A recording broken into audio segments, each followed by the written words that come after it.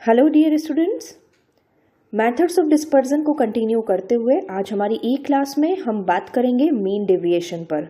Mean deviation को कैसे calculate किया जाता है और कैसे इसके प्रैक्टिकल प्रॉब्लम्स के सॉल्यूशन किए जाएंगे, इस पर हम पूरी चर्चा करेंगे। तो इसके लिए हमारे वीडियो को लास्ट तक जरूर से देखें।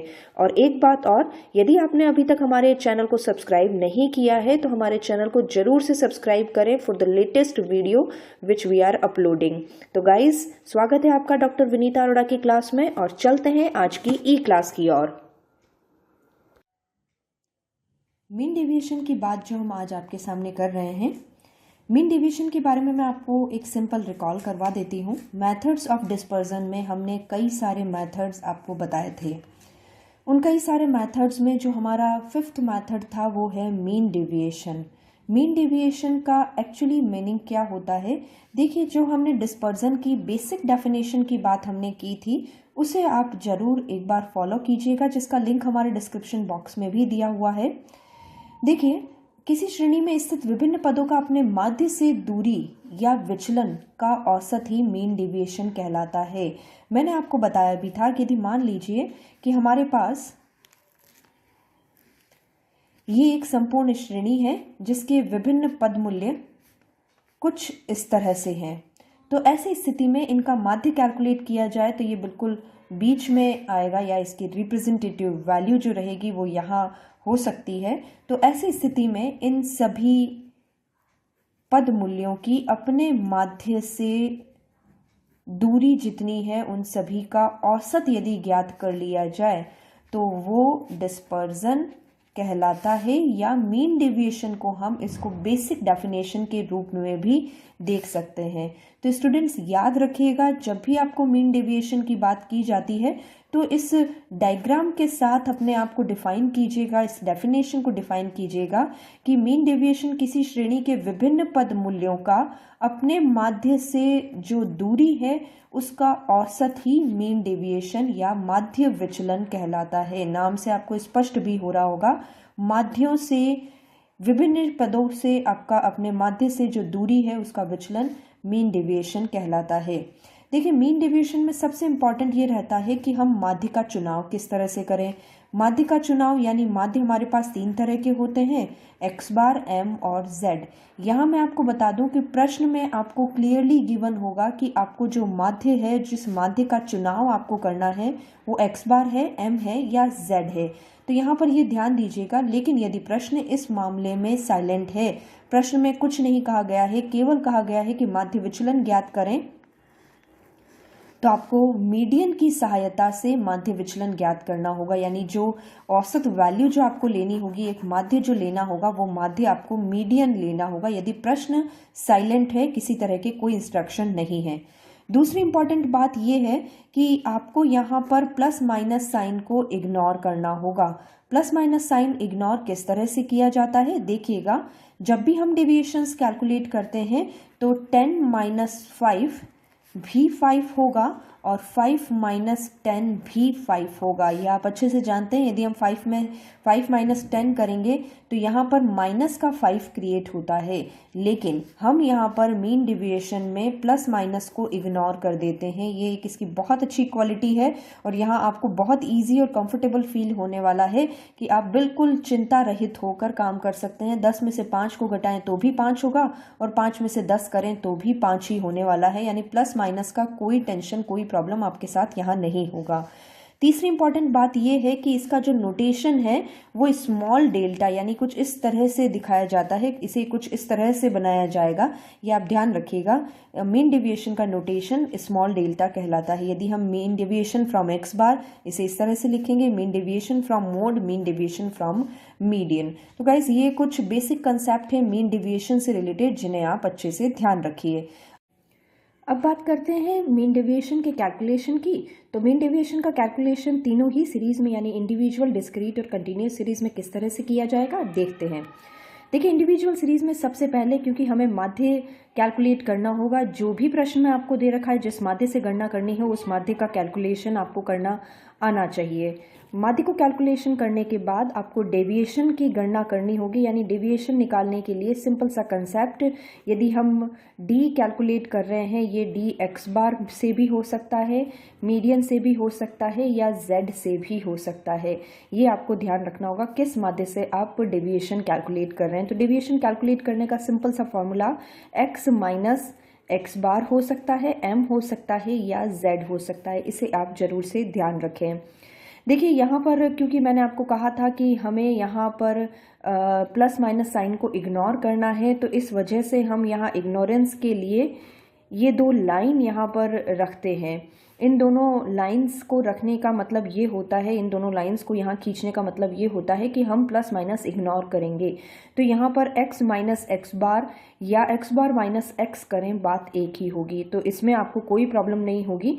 लेकिन फिर भी in general x minus x bar m या z का फॉर्मूला आपको यूज़ करना होगा। एक बार आपने डेविएशंस निकाल लिए तो डेविएशन का सिग्मा कर लीजिए। सिग्मा डी चाहे वो एक्स बार से, एम से या जेड से कैलकुलेट हुआ होगा, और सिग्मा करने के बाद फॉर्मूला यूज़ कीजिए। Mean deviation from X bar, M या जेड से बात करें तो हमें simple summation of deviation from X bar, M और जेड कुछ भी हो सकता है, डिवाइडेड बाय एन, क्योंकि हम इंडिविजुअल सीरीज़ का यूज़ कर रहे हैं, इसे डिवाइडेड बाय एन करना होगा। नाउ इसी तरह से डिस्क्रीट सीरीज़ की बात करते हैं। देखिए सबसे पहले यहाँ पर भी कैलकुलेट करना होगा एक्स बार, एम और जेड, ये आपको कैलकुलेट करना आना चाहिए। यदि आप नहीं जानते इनके बारे में तो मेरे वीडियो प्लेलिस्ट में इसके बारे में, मेरे यूट्यूब चैनल के प्लेलिस्ट के इसके बारे में इंफॉर्मेशन दी हुई है। नाउ अगेन डेविएशन कैलकुलेट कीजिए, वही एक्स बार, एम या जेड का डेविएशन कैलकुलेट हो सकता है। डेविएशन कैलकुलेट करने के लिए x minus x bar, M या जेड सेम स्टेप फॉलो करेंगे। नाउ एक स्टेप यहाँ पर बढ़ जाती है, क्योंकि डिस्क्रीट सीरीज है तो ऐसी कंडीशन में हमें एफ से मल्टीप्लाई करना होगा इस डेविएशन को। तो यहाँ पर फ्रीक्वेंसी और डेविएशन का मल्टीप्लाई होने के बाद अब बनता है एफ डी, यानी यहाँ पर डेविएशन को फ्रीक्वेंसी से मल्टीप्लाई कर लिया गया है। फॉर्मूला यूज़ कीजिए, एक्स बार, एम या जेड से मीन डेविएशन हम निकालते हैं, तो इसका फॉर्मूला होगा हमारा sigma F D x bar, M या जेड। ये यहाँ पर मैं आपके केवल इन्फॉर्मेशन के लिए लगा रही हूँ, अदरवाइज तीनों में से किसी एक माध्य को आपको यूज़ में लेना होगा, डिवाइडेड बाय सिग्मा एफ, ये इसका फॉर्मूला रहेगा। Now same step continuous series के लिए बात करें तो हमें यहाँ पर सबसे पहले मिड वैल्यूज कैलकुलेट कर लेनी चाहिए, यदि हम एक्स बार से कैलकुलेशन करना चाहते हैं, अदरवाइज मिड वैल्यू की आवश्यकता नहीं होती है। वही same step, calculate x bar, M और जेड, सेम स्टेप यहाँ फॉलो करेंगे। डेविएशन कैलकुलेट करना होगा, उन डेविएशन को फ्रिक्वेंसी से मल्टीप्लाई करना होगा, और साथ ही यदि हम मीन डेविएशन का फॉर्मूला लगाएंगे तो कुछ इस तरह का रहेगा। चलिए जल्दी चलते हैं एक क्वेश्चन की तरफ, ताकि आपको और अच्छे से क्लियर हो जाएगा। एक क्वेश्चन मैंने आपके सामने रखा है, निम्न समंकों से समांतर माध्य से माध्य विचलन ज्ञात करिए। देखिए समांतर माध्य से ज्ञात करना है, एक्स वैल्यूज आपको गिवन है। यहाँ एक्स वैल्यूज जिस तरह से गिवन है उसके अकॉर्डिंग हम समझ पा रहे हैं कि ये एक इंडिविजुअल सीरीज है। इंडिविजुअल सीरीज में यदि हमें कैलकुलेशन करना हो तो अभी हमने देखा सबसे पहले हमें एक्स बार का कैलकुलेशन करना होगा, और एक्स बार का कैलकुलेशन इंडिविजुअल सीरीज के लिए इकाइयों का योग बटा इकाइयों की संख्या, यानी सिग्मा एक्स अपॉन एन। यहाँ पर हमारा जो सिग्मा एक्स बन रहा है वो सिग्मा एक्स बन रहा है कुछ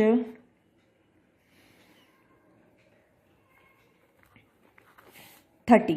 तो इस तरह से 30 डिवाइडेड बाय n, यानी n है 1 2 3 4 5, 30 divided by 5 it is the 6। तो 6 हमारा समांतर माध्य हो गया है। चलिए समांतर माध्य हमारा निकल चुका है। अब हमें डेविएशन कैलकुलेट करना है, deviation from X bar. Deviation from X bar के लिए 2 माइनस 6 4, प्लस माइनस को इग्नोर करें। इसी तरह से 3 माइनस 6 3, 6 माइनस 6 0, 8 माइनस 6 2 और 11 माइनस 6 5। तो इस तरह से यहाँ पर हमारा डेविएशंस हमने कैलकुलेट किया, और इन सब की टोटल हम कर लेते हैं। 14 हमारी टोटल निकल रही है। तो देखिए यहाँ पर हम बात करें तो सिंपल सी चीज़ है कि हम यहाँ पर अपना फॉर्मूला यूज़ करते हैं, और वो फॉर्मूला है mean deviation from X bar is equal to deviation का समेशन डेविएशन हमने x बार से लिया है डिवाइडेड बाय n। हमारा जो टोटल आ रहा है वो है 14 डिवाइडेड बाय n है हमारे पास 5। तो इस तरह से 2.8 ये हमारा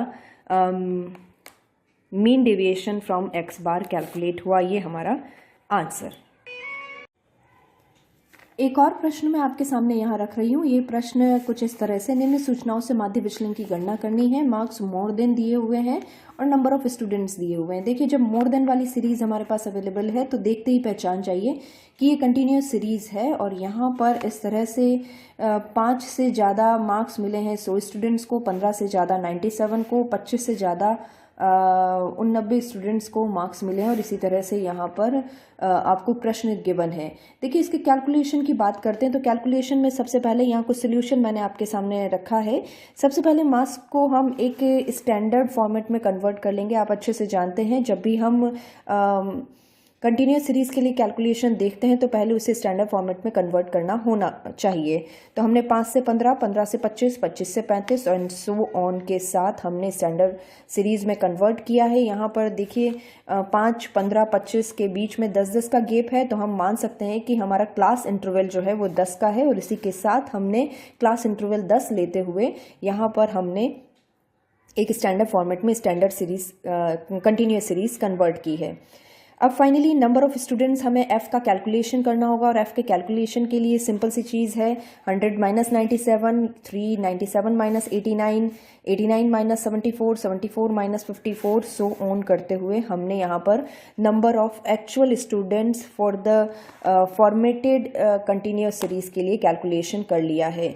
नाउ क्योंकि यहाँ पर आपको गिवन नहीं है कि माध्य विचलन की गणना करनी है और किस माध्य से करनी है, ये चीज़ क्लियर नहीं है, तो ऐसी स्थिति में मैंने आपको बताया भी है कि यदि ऐसी स्थिति हो, प्रश्न साइलेंट हो, तो हमें मीडियन की सहायता से ही माध्य विचलन की गणना करनी चाहिए। तो मीडियन कैलकुलेशन करते हैं और मीडियन कैलकुलेशन के लिए हमें कंटिन्यूस फ्रीक्वेंसी की रिक्वायरमेंट है, संचयी आवृत्ति की जरूरत है। क्यूमुलेटिव फ्रीक्वेंसी हमने यहाँ बना ली है 3 + 8 11, 11 + 15 26, 26 + 20 46 एंड सो ऑन। तो फाइनली हमारा जो n है वो हमारा 100 है या सिग्मा f हमारा 100 है। तो देखिए फॉर्मूला यूज़ करते हैं, स्मॉल m कैलकुलेट करते हैं n/2, 100 divided by 2, it is the 50th item. Now इस आइटम को यदि हम क्यूमुलेटिव फ्रिक्वेंसी में देखें तो 50 से ज़्यादा हमारा 71 है।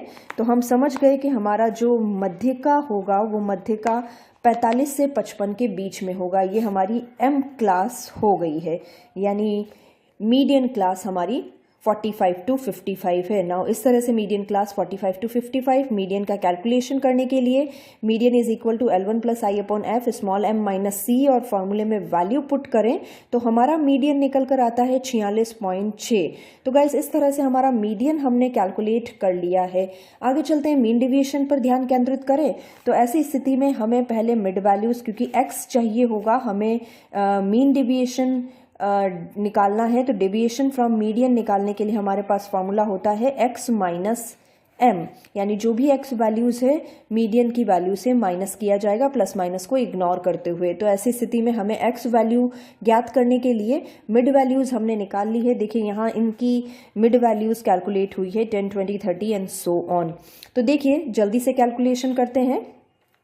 x है 10, हमारा मीडियन है 46.6, तो हमें जो डेविएशन मिला है वो 36.6 का है। इसी तरह से 20 माइनस 46.6, तो देखिए 26.6 तो बहुत आसान है। हम यहाँ पर क्योंकि 10-10 का ही गैप है तो हम इसे लिख लेते हैं 16.6, इसी तरह से 6.6, 3.4, देखिए यहाँ पर 50 माइनस 46.6 तो 3.4 निकल रहा है। इसके बाद हम देखें तो 13.4, 23.4, 33.4, क्योंकि प्लस माइनस हमें इग्नोर करने ही हैं तो ये बहुत आसान हो जाता है डेविएशन लेना। नाउ अब सबसे इम्पॉर्टेंट जो चीज़ है, क्योंकि कंटिन्यूस सीरीज हमारे पास है तो फ्रिक्वेंसी से हमें इस डेविएशन को मल्टीप्लाई करना होगा। मेरे पास वैल्यूज़ हैं लेकिन हमें जो करना है वो ये इस वाले कॉलम को इस फ्रिक्वेंसी के कॉलम से मल्टीप्लाई करना है। तो मल्टीप्लाई करते हैं तुरंत। 36 को मल्टीप्लाई करें 3 से तो देखिए हमारे पास जो वैल्यू होती है वो 109.8, इसी तरह से 26.6 को मल्टीप्लाई करें 8 से तो हमारे पास वैल्यू है 212.8। इसी तरह से आगे की वैल्यूज़ हम लिखते हैं 249.0, 132.0, 85.0, 135, 134.0, 210.6, 204, 173.6 और फाइनली इनका टोटल किया जाए तो 1507.2। देखिए ये वैल्यूज़ मैंने पहले ही कैलकुलेट करके रखी है, इसलिए मैंने फाइनली इनको उतार लिया है। आप इस कंसेप्ट को समझ गए होंगे। हमें जो डेविएशन मिला है उस डेविएशन को हमारी फ्रिक्वेंसी से मल्टीप्लाई करना होगा। देखिए अब जल्दी से हम कैलकुलेशन करते हैं। मीन डेविएशन फ्रॉम मीडियन से कैलकुलेशन करने हैं। फार्मूला लगा दीजिए फ्रिक्वेंसी को हमने मल्टीप्लाई किया है डेविएशन से, जो कि हमने मीडियन की सहायता से लिए हैं, और इसका हमने टोटल कर लिया है और सिग्मा एफ इसके डिनोमिनेटर में हमें मिला है। तो हम रखते हैं इसको 1507.2 डिवाइडेड बाय सिग्मा एफ है हमारा 100। तो हमारा जो मीन डेविएशन बना है वो है 15.07। जी हाँ, हमारा आंसर बिल्कुल सही है, 15.07 हमारा आंसर है। नाउ इसके कोफिशिएंट की बात कर लेते हैं। कोफिशिएंट ऑफ जाते जाते इसके कोफिशिएंट की बात करते हैं। तो देखिए कोफिशिएंट के लिए फॉर्मूला आपको अच्छे से पता है, जिससे हमारा कैलकुलेशन हुआ है वो कैलकुलेशन हमें यहाँ लिखना होगा। तो देखिए गाइज, यहाँ पर मीन डेविएशन फ्रॉम मीडियन रहा है हमारा 15.07।